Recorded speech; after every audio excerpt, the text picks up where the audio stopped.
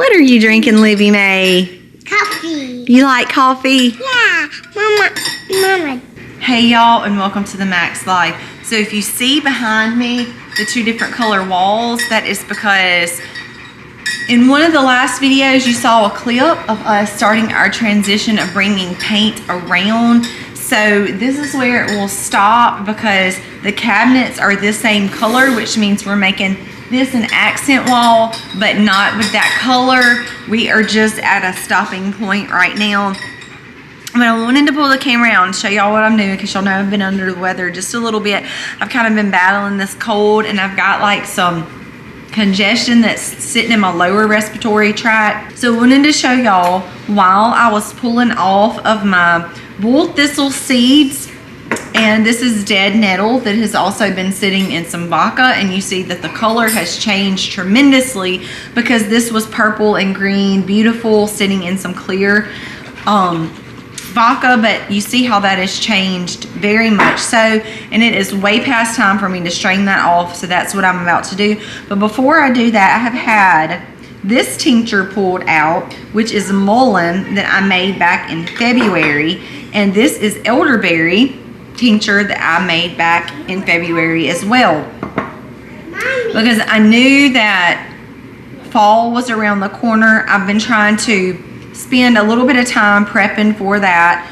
I did start some of these back in February and early spring because this was in March and April, but I will begin even doing a couple more. I'm going to show y'all what I have right here. This is actual elderberry that I picked fresh and washed, freeze dried, and I have bagged up as much as I could, but I had this little bit left.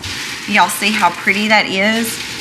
So I'm actually about to start another tincture with this right here, and it is really easy to do, guys. When I made this one, I usually fill up between a third to almost a half of my jar, fill the rest with at least 80% proof vodka, put my top on. You want to date it with what it is and when you made your tincture. I usually leave mine for at least 2 months, sometimes a little bit longer if I can't get to it, much like this one that I made back in March, and I still have the plant material in there that needs to come out. But I pulled these two things out to take. This mullein, I've started taking it, and the thing that I do is get, that's probably about 10 drops right there.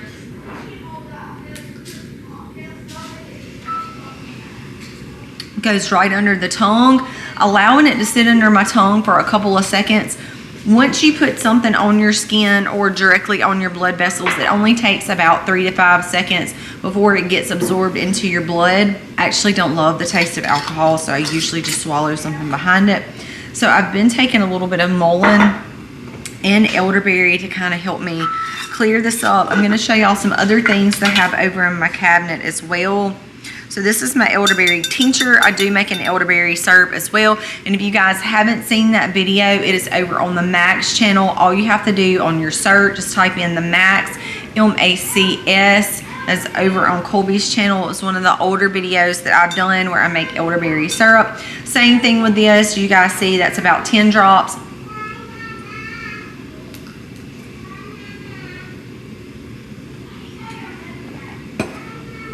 Goes right under the tongue, right on those blood vessels, just for a couple of seconds. Before I move on any further, I'm just going to show y'all just how easy it is to make a tincture. You can use fresh elderberries as well. Either way, it doesn't really matter. So you guys see, I'm going to go about halfway in my jar with the elderberries.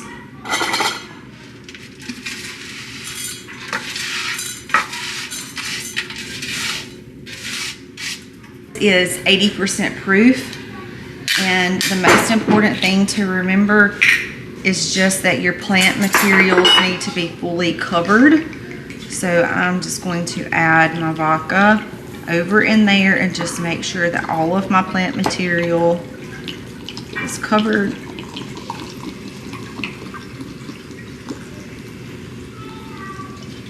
And once I get to the top, The only other thing I need to do from here, you see my berries in there, and then I have all of my liquid in there as well.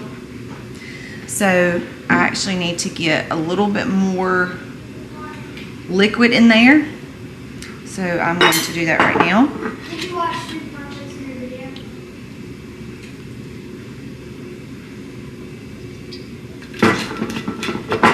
Put your label on there. You need to know what it is, and when you did that, that is as easy as it is to make it. Now I'm going to show you guys what it looks like after it has been sitting for many weeks. Like I told you guys, I have elderberry in this. I'm going to rinse that out. It is also extremely easy to get your plant material off, and once you do that, your plant material has been sitting in the vodka for all these weeks. And what the vodka does, and you don't have to use vodka, there are other materials that you can use, but the best way to extract a tincture is with alcohol. And the alcohol, this is the main reason that I use it, is because it does not go bad. So if you use something like a glycerin or vinegar based solution, that is totally fine. If you do that, just keep in mind that after a couple of months, those things will go bad. You will lose some potency with your alcohol tinctures over time, but that does take years for that to happen. And if you have an amber jar versus a glass, that is the best way to store it. I just don't have any that are quite this big enough. And to be completely honest with you, the place that I'm going to store this is not going to have much natural light coming in there, and there's not a lot of light anyway. So if you do have a place where you can store glass jars, as long as there's not a lot of light on it, you don't really have to have amber. Amber is just the best option if you have a lot of light coming into your area. I am fixing to label my elderberry.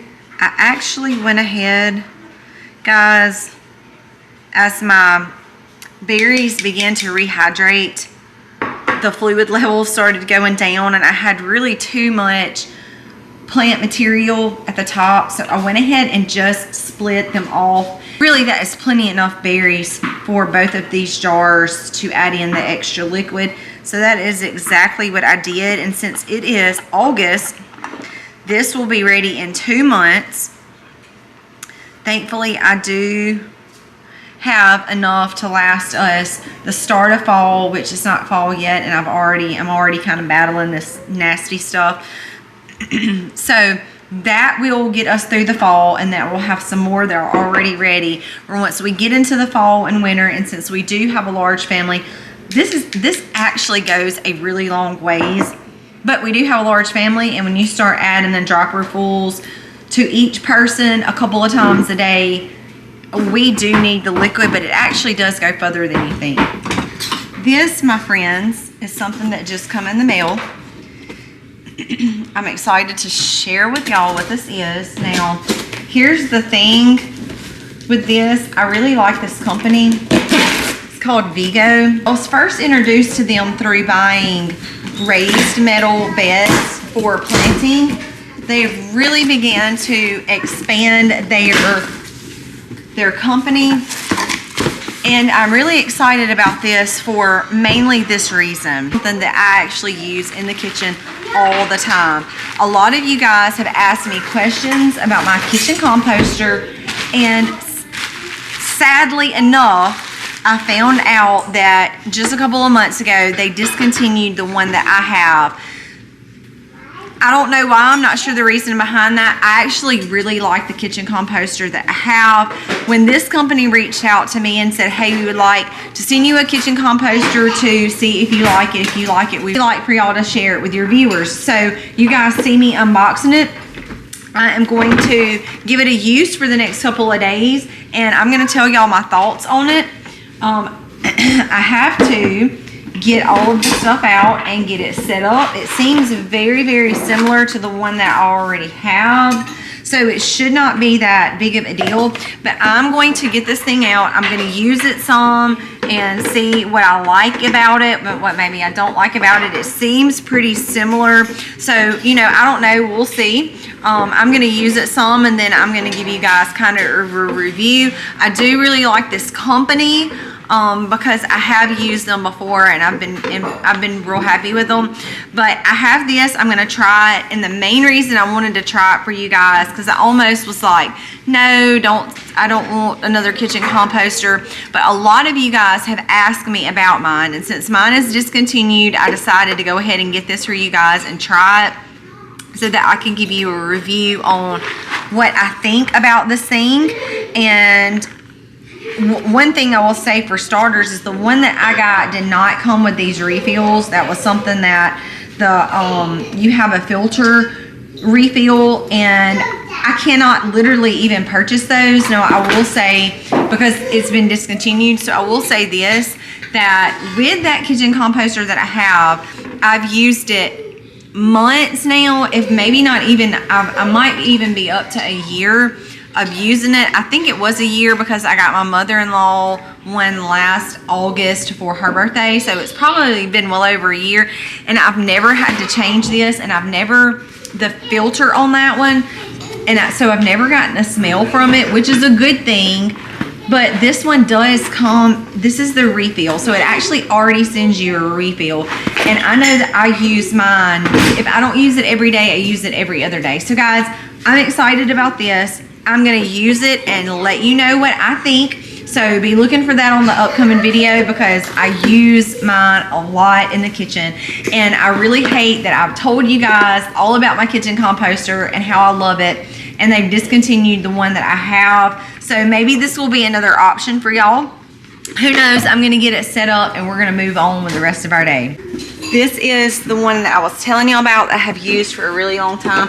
I actually just whipped this out, and I have to take this and add to my soil, which is, again, I've told y'all before, absolutely love the idea of nothing going to waste. It either goes in our pig bucket, which goes to feed our pigs, or it goes in our kitchen composter and gets broken down and goes right out to our garden areas, our buckets, our raised beds, right out back. It all goes out there. I'm able to feed the soil, because then when I turn around and plant something in it, that soil turns around and refeeds us. So it's like this beautiful cycle that's really cool. But I'm fixing to move all of this out of the way and get this set up, and I'm excited to try the new one out and then kind of share with y'all what I think about it. Hey y'all, well today is another day, and if you cannot tell, we got everything painted and back to normal. So all of this stuff was taken down. My house was flipped upside down. Y'all saw that.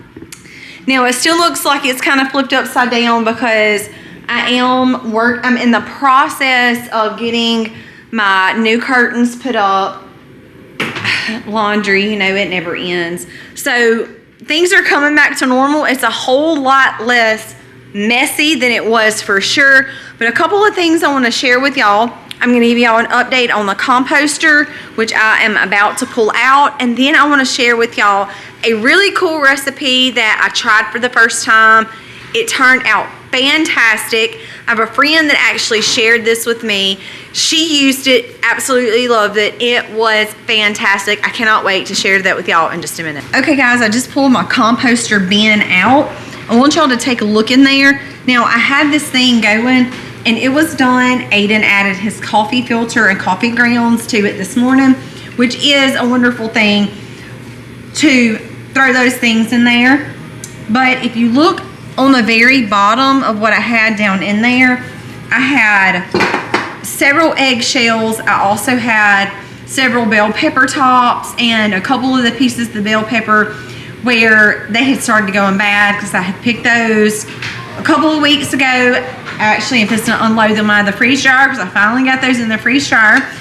Just one day at a time, y'all. Some of y'all ask me, how do you do all the things that you do in a day? One day at a time. So I had those scraps in here as well. It works just like the composter that I have. The setup is the same, it runs the same. Unfortunately, I've told you guys already that the one that I have had for a really long time is now discontinued. So if you guys are even considering getting a kitchen composter, the one that I have has been discontinued, but I actually really do like this one. This bin is actually bigger than the one I have, so that is a plus for sure, because you're going to be able to get more scraps in here. I would say, if I had to give a review, I would give it a 5-star. The only thing that is different between mine that I have had for a while and the one that is going now is that this one takes many hours. Between 9 to 22 is what it has on the sheet. It did take the whole night into some of the next day before this was done, to where the one that I had, I could set it on even a fast rate, and even the fast rate was about 2 to 4 hours, and even on the standard normal large bin, it was 6 to 8 hours at the most, to where this seems like this stays on for a little bit longer. So that would probably be the only thing comparing it to, is that I really like the other one that I can throw everything in there. If I wanted it to be done really quick, I could set it on that fast rate. It would spin, heat up, be done in a couple of hours. I could go dump it and start over. That's not really the case for this one. It seems like it's like a day's worth of a process before it's done. But that is the only, I wouldn't say that it was a con. It's just different from the one that I had. I do like the fact that my older one composts faster. This one takes a little bit longer. Again, I wouldn't say that that was a con. It's just a difference. The rest of it pretty much seems to be the same. And guys, if you're interested, I'm going to leave the link to this, guys, in my description. You will also see it pinned in my comments, so y'all be sure. Even if you just want to take a look at it and get some basic information on kitchen composting, you guys can do that. And as an added bonus, you guys are also, if you decide this is something that you want to look into, you can use my discount code, which you will also find directly under the link. It is the_max_life 10% symbol. So you don't have to try to remember all that, y'all. I'm going to put the link to the company directly to the kitchen composter if you want to check that out, guys. Also, you will see our discount code for 10% off if you think this is something that you want to do.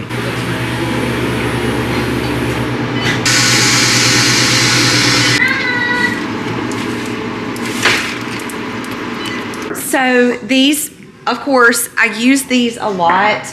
I'm actually fixing to use some on some honey glazed pork chops, but I'm going to get fresh ones for that. These, however, you guys have seen my spice cabinet before. These are going to go, I'm going to have to do some rearranging first, but these are going to go in my spice cabinet because I'm going to use those a lot. I just couldn't leave them fresh on the counter because they were starting to ruin. So the best option, in my opinion, to go ahead and get those preserved so that they won't ruin is to go ahead and freeze dry those. Now, I personally like the texture of the freeze dryer better, but if my freeze dryer would have been full and I would have needed something else to do with them, the next best option would have been to go in the dehydrator. But guys, I'm fixing to share with y'all a recipe. This is actually something most of y'all will probably be interested in. And even if you don't make it for yourself, it will be something that either your kids or your grandchildren will absolutely love. So here's the thing. I made goldfish and they were fantastic. I wish I would have made them a little bit more thin than I did, but nonetheless, they were fantastic. Now, what I'm going to do today is going to be use the same recipe, but instead of actually cutting out the goldfish shapes, let me show y'all my cutter.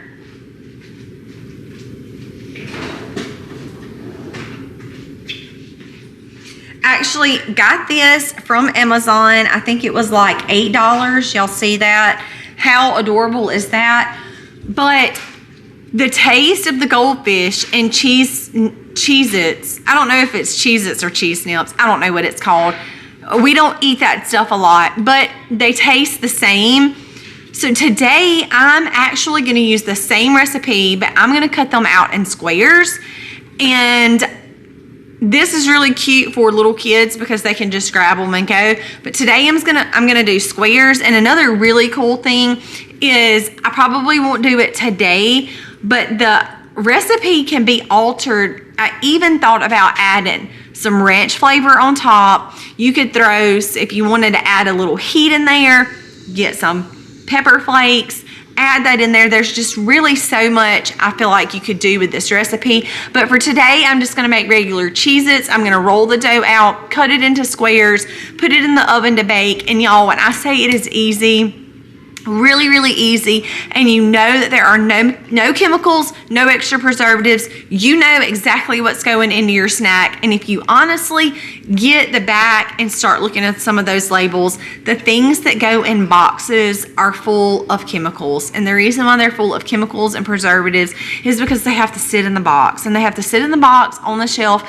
for a long time until somebody decides to come along and buy the box and eat the stuff in the box.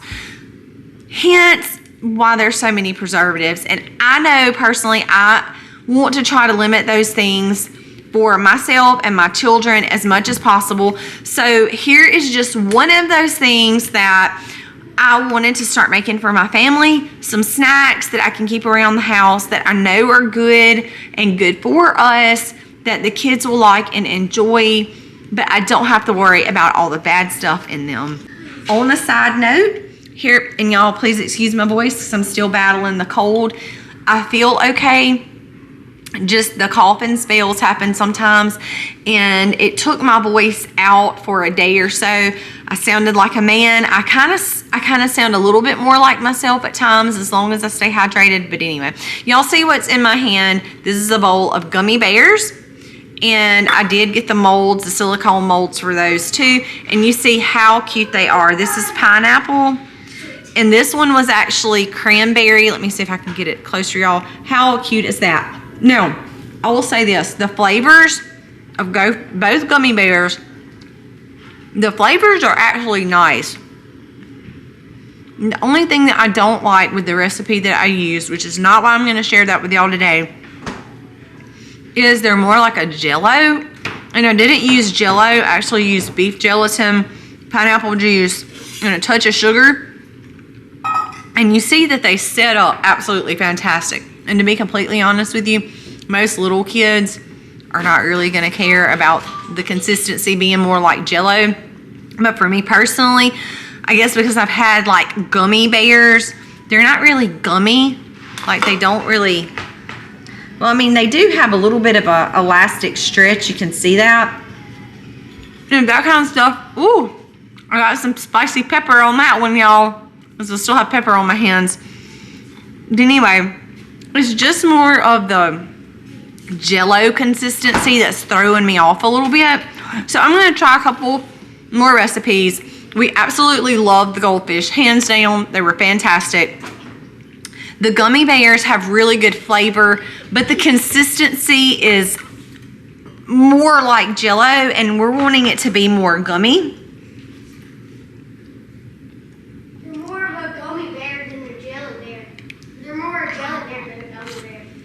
They're more like a jelly bear than a gummy bear, they say. I just said that. So, well, I know that's what I said. That's what they say. But the taste is actually really good. So I wouldn't call it a complete fail, but we do want it to be more gummy instead of Jell-O-y. So that's another video for another day. But right now, I'm going to make these Cheez-Its. I'm going to show y'all what they look like after. Guys, there's really no point in me showing you step by step on this whole video how to make these because I'm going to drop the recipe down for y'all as well. I'm going to copy and paste that for y'all. It is really, really easy to do. I just wanted to show y'all that something as easy as like making your own goldfish and making your own gummy bears. I haven't completely mastered these yet, but to keep the junk from the store out of your house, that you can jump into things and say, hey, you know what, I'm gonna try this or I'm gonna try that. It might be an epic fail, it might be okay, and it might be wonderful. It's gonna fall somewhere in between, but the wonderful thing is that you tried it. And I want to share this recipe with y'all because, like I said, It was passed down to me. It's tried and true. My friend has used it. I have used it, and it is a great one. So I want y'all to be able to use this as well. Before I get started, I need to get supper on. So that is what we're about to do. And then we're gonna jump right into baking our snacks.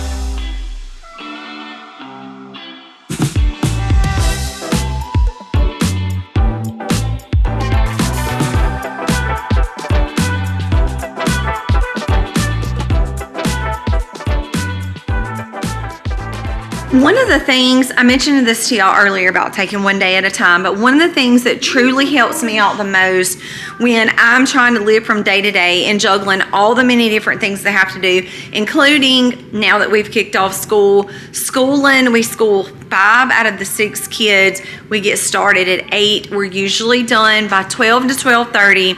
But I want to give y'all some tips of if you're not a mom homeschooling, but if you are a mom homeschooling, or you're contemplating homeschooling, or you don't even have kids. But this is such a big time saver all the way around. Making a menu. I have this week's menu. I have my menu completely lined out. I have a list of things that I need picked up from town in a completely different color, which the colors don't matter, but it sure helps to kind of keep all of my thoughts together. I can get those things wrote down. And I will say this, that when I cook each night, I cook in bulk. So I cook enough to feed us supper and for lunch the next day. So when I'm coming out of the schoolroom, I try not to have to cook a whole nother meal. I already cook breakfast. If I can do leftovers at lunch, it's just a matter of heating those up and washing those dishes real quick and not trying to cook everything again from scratch. It is very time consuming. So if I can cut that time in half by cooking enough to have leftovers for lunch the next day, it saves a tremendous amount of time. And guys, I try to tell y'all these things because I want y'all to know that we're real people and we do real life too. And I hope that you guys do enjoy my videos. I'm giving one of these away. It is magnetic, so it just sticks literally right to your refrigerator. The markers come with it as well. All I need you to do is drop me a comment. You can add your email address down there, and I will be getting in touch with you randomly. We're gonna have somebody win one of these, and we will ship it to you. Just leave me a comment and add your email, and you guys will be hearing from themacslife1@gmail.com. If you see a random email or a random comment that tells you to do anything else, guys, a lot of these scammers kind of do the same hacks. It should look familiar to you, but if you don't see my name exactly with my picture, I will not tell you to go anywhere and submit to anything or send money anywhere, anything like that, okay? If you see anything like that, just completely ignore it. All I need is just drop me your email address. If you don't feel comfortable doing that, you can just email me your email address. But from this video, I'm going to select one random winner, guys, and I'm going to mail you a magnetic menu. It is very helpful. I actually used to have one really big on this board that was chalkboard that I actually made myself. I just don't have that time to put in arts and crafts anymore. So when we were rearranging and the kids kind of slaughtered that one for me, so I did a lot of that with printer paper. I printed the words off and glued those things on, and over time, of course, you know, the kids picked at it. We wrote on it with chalkboard. I wiped it off with wet rags, and over time it just ruined. So just recently I have gotten another one Huge benefit to our family. And our timer just went off for our cheese squares. So let's give those a check. Still a little warm. When I pulled them out a while ago, they were not quite done.